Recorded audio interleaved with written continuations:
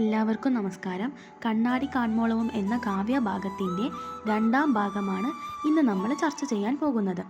അപ്പം പരീക്ഷാ തലേന്നൊക്കെ പാഠഭാഗത്തിൻ്റെ ചെറിയ ചെറിയ വിവരണങ്ങൾ നിങ്ങൾക്ക് ആവശ്യമുണ്ട് എങ്കിൽ നമ്മുടെ ചാനലിൽ അപ്ലോഡ് ചെയ്യുന്ന വീഡിയോസ് കണ്ടാൽ മതി. കണ്ടുകൊണ്ടിരിക്കുന്ന സമയത്ത് നിങ്ങൾക്ക് ഇഷ്ടപ്പെടുവാണെങ്കിൽ ലൈക്ക് ചെയ്യാനും സബ്സ്ക്രൈബ് ചെയ്യാനും നിങ്ങളുടെ ഫ്രണ്ട്സിനൊക്കെ ഷെയർ ചെയ്യാനും മറക്കരുത്. അപ്പം നമുക്ക് പാഠഭാഗത്തിലേക്ക് കടക്കാം. കുറ്റമില്ലാത്ത ജനം കുറ്റമുള്ളവരെയും ചെറ്റു നിന്ദിക്കയില്ല നമ്മുടെ ഗുണങ്ങളാൽ. മത്തേപം പാംസുസ്നാം കൊണ്ടല്ലോ സന്തോഷിപ്പൂ നിത്യവും സ്വച്ഛലം തന്നിലേ കുളിച്ചാലും. അതായത് ആനയ്ക്ക് കുളിക്കാൻ എത്ര ശുദ്ധമായ വെള്ളം വെച്ചാലും അത് ചെളിയിൽ മാത്രമേ കുളിക്കുകയുള്ളൂ. അതുപോലെ തന്നെയാണ് ദുഷ്ടതയുള്ളവർക്ക് എത്ര നന്മ പറഞ്ഞു കൊടുത്താലും അവർ ദുഷ്ടതയിൽ തന്നെ നിലനിൽക്കുമെന്നാണ് ശകുന്തള പറയുന്നത്.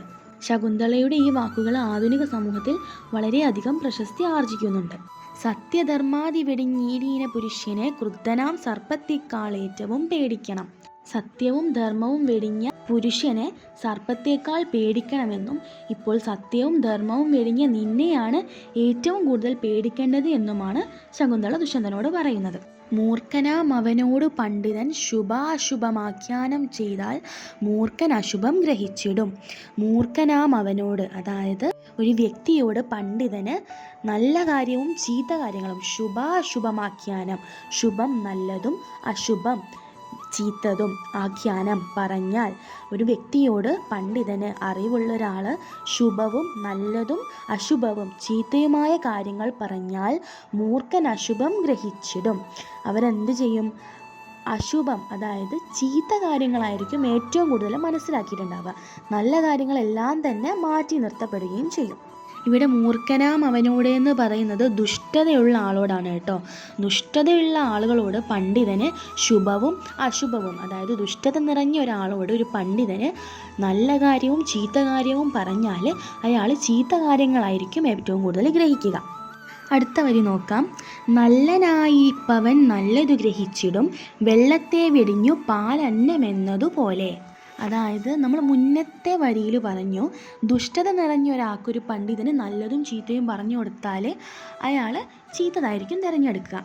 എന്നാൽ അതുപോലെ തന്നെയാണ് നല്ലവനായിരിപ്പവനോട്, നല്ലൊരാളോട്, നല്ലൊരു വ്യക്തിയോട് ചീത്തതും നല്ലതും പറഞ്ഞു കൊടുത്താൽ അയാൾ നല്ലതായിരിക്കും തിരഞ്ഞെടുക്കുക. അതിനിവിടെ എഴുത്തച്ഛൻ അരയന്നത്തെയാണ് ഉദാഹരണമായിട്ട് എടുത്തിട്ടുള്ളത്. എഴുത്തച്ഛൻ കൃതികളുടെ ഏറ്റവും വലിയൊരു പ്രത്യേകത എന്ന് പറഞ്ഞാൽ ലളിതമായ ഭാഷയിലൂടെ വലിയ വലിയ തത്വങ്ങൾ പറയുക എന്നതാണ്. അപ്പം ഇതൊരു വലിയ തത്വമാണ്. ദുഷ്ടത നിറഞ്ഞ ഒരാൾ നല്ലത് അയാൾക്ക് പറഞ്ഞു കൊടുത്താൽ അയാൾ ദുഷ്ടതയായിരിക്കും സ്വീകരിക്കുക. നല്ലവനായിരിപ്പവൻ നല്ലത് ഗ്രഹിച്ചിടും. നല്ലവനായ ഒരാളോട് നല്ലതും ചീത്തതും പറഞ്ഞു കൊടുത്താൽ അയാൾ നല്ലതായിരിക്കും ഗ്രഹിച്ചിടുക. അപ്പം അതിനിവിടെ ഇത്രയും വലിയൊരു തത്വത്തിന് എഴുത്തച്ഛന് ഇവിടെ ഒരു ഉദാഹരണം കൊടുത്തിട്ടുണ്ട്. അത് ലളിതമായ ഭാഷയിലൂടെയാണ് അദ്ദേഹം ആ ഉദാഹരണം കൊടുത്തത്, പക്ഷെ അതിന് വലിയ അർത്ഥമുണ്ട്. അപ്പോൾ അതിന് ഉദാഹരണമായിട്ട് എഴുത്തച്ഛന് ഇങ്ങനെയാണ് പറഞ്ഞിട്ടുള്ളത്. വെള്ളത്തെ വെടിഞ്ഞു പാൽ അന്നം എന്നതുപോലെ. അന്നം എന്ന് പറഞ്ഞാൽ എന്താണ്? അരയന്നം എന്നാണ് അർത്ഥം. അരയന്നത്തിന് പാലും വെള്ളവും കൊടുത്താൽ അരയന്നം വെള്ളത്തിൽ നിന്നും പാലിനെ വേർതിരിച്ച് കുടിക്കുകയാണ് ചെയ്യാറുള്ളത്. അതുപോലെ തന്നെയാണ് നല്ലവനായ ഒരാൾക്ക് നല്ലതിനെയും ചീത്തതിനെയും കൊടുത്താൽ അയാൾ അതിൽ നിന്നും ചീത്തതിനെ കളഞ്ഞ് നല്ലതിനെ വേർതിരിച്ച് ഗ്രഹിക്കും. അപ്പോൾ ഇങ്ങനെല്ലാമാണ് ശകുന്തള പറയുന്നത്. അപ്പോൾ ശകുന്തള പറഞ്ഞുകൊണ്ടിരിക്കുമ്പോൾ നമുക്ക് അടുത്ത വരി നോക്കാം. എന്നെല്ലാം ശകുന്തള പറഞ്ഞോരനന്തരം വിണ്ണിൽ നിന്ന ശരീരി തന്നെ വാക്യം കേട്ടു. ഭരിച്ചുകൊള്ളുക തവ പുത്രനെ വൈകാതെ നീ സുരസ്ത്രീ സമമായ കൗശിക പുത്രിയോടും.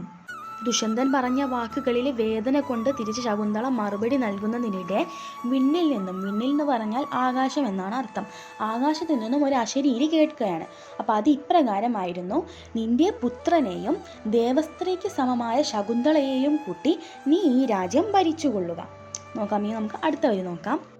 ഭരതനെന്ന നാമം അതിനാലന്നു വാനോർ ധരണീപതിയോടു ചൊന്നതു കേട്ടുമൂലം കല്യാണാഘോഷത്തോടും കൈക്കൊണ്ടു ശകുന്തള വല്ലഭനോടും കൂടി സന്തോഷം പ്രാപിച്ചപ്പോൾ. അപ്പം ദുഷ്യന്തൻ്റെയും ശകുന്തളയുടെയും പുത്രനെ പിന്നീട് ഭരതൻ എന്ന് എല്ലാവരും വിളിച്ചു തുടങ്ങി. തൻ്റെ ഭർത്താവിനോടൊപ്പം ശകുന്തള സന്തോഷത്തോടു കൂടി ജീവിക്കുകയും ചെയ്തു. അപ്പം ആകാശത്തു നിന്നും വന്ന ആ ഒരു അശരീരി കേട്ടിട്ട് ദുഷ്യന്തന് മറന്നുപോയ കാര്യങ്ങളെല്ലാം ഓർമ്മ വരികയാണ്. എല്ലാം ഓർമ്മ വന്ന ദുഷ്യന്തൻ തൻ്റെ ഭാര്യയെയും മകനെയും തിരിച്ച് സ്വീകരിക്കുകയാണ്. സ്വീകരിച്ച ശേഷം പിന്നീട് അവരുടെ പുത്രനെ എല്ലാവരും ഭരതൻ എന്നാണ് വിളിച്ചത്. തൻ്റെ ഭർത്താവിനോടൊപ്പം കല്യാണാഘോഷത്തോടും കൈക്കൊണ്ടു ശകുന്തള വല്ലഭനോടും കൂടി സന്തോഷം പ്രാപിച്ചപ്പോൾ. അതായത് കല്യാണാഘോഷങ്ങൾ എങ്ങനെയാണോ നടക്കുന്നത് അതുപോലെ അവിടെ ആഘോഷം നടന്നു. കാരണം എന്താണ്? ശകുന്തള വീണ്ടും തൻ്റെ വല്ലഭനോട്, തൻ്റെ ഭർത്താവിനോട് സന്തോഷം പ്രാപിച്ചപ്പോൾ. അപ്പോൾ ഇത്രയുമാണ് നമ്മുടെ 1-ാം അധ്യായത്തിലെ 1-ാം പാഠഭാഗമായ കണ്ണാടി കാണുവോളവും എന്ന കാവ്യഭാഗത്തിൽ പറയുന്നത്. തൻ്റെ അഭിമാനത്തിന് മുറിവേറ്റൊരു സ്ത്രീയുടെ പ്രതികരണമാണ് ഇവിടെ നമുക്ക് ശകുന്തളയുടെ രൂപത്തിൽ കാണാൻ കഴിയുന്നത്. ശകുന്തളയുടേത് മാത്രമല്ല, ലോകത്തിലെ മറ്റു ഒരുപാട് സ്ത്രീകളുടെ ശബ്ദമാണ് ഈ കാവ്യത്തിലൂടെ നമുക്ക് കാണാൻ സാധിക്കുന്നത്. ഈ കാവ്യത്തിൻ്റെ തുടക്കത്തിൽ ദുഷ്യന്തൻ്റെ ആണധികാരത്തിൻ്റെ ശബ്ദം കാണാൻ സാധിക്കുന്നു. എന്നാൽ അതിനെയെല്ലാം തച്ചുടയ്ക്കാൻ പാകത്തിന് ഒരുപാട് ചിന്തിക്കേണ്ട വാക്കുകളാണ് പിന്നീട് ശകുന്തള ദുഷ്യന്തന് നേരെ പ്രയോഗിക്കുന്നത്. തൻ്റെ തെറ്റിനെ മറച്ചു വയ്ക്കാൻ വേണ്ടി ശകുന്തളയെ കുറ്റക്കാരിയാക്കുന്ന ദുഷ്യന്തൻ്റെ അഹങ്കാരം കൂടി നമുക്കിവിടെ വ്യക്തമാകുന്നു. ശകുന്തളയ്ക്ക് പറയാനുള്ള കാര്യങ്ങളെല്ലാം പറഞ്ഞതിനു ശേഷം അവിടെ വരുന്ന അശരീരി, ആകാശത്ത് നിന്നും വരുന്ന ആ ഒരു അശരീരി ഒരു തിരുത്തൽ ശബ്ദമായിട്ടാണ് നമുക്ക് കണക്കാക്കുന്നത്. അപ്പോൾ ഇത്രയേ ഉള്ളൂ പാഠഭാഗം. എല്ലാവർക്കും മനസ്സിലായെന്ന് വിചാരിക്കുന്നു. നന്ദി.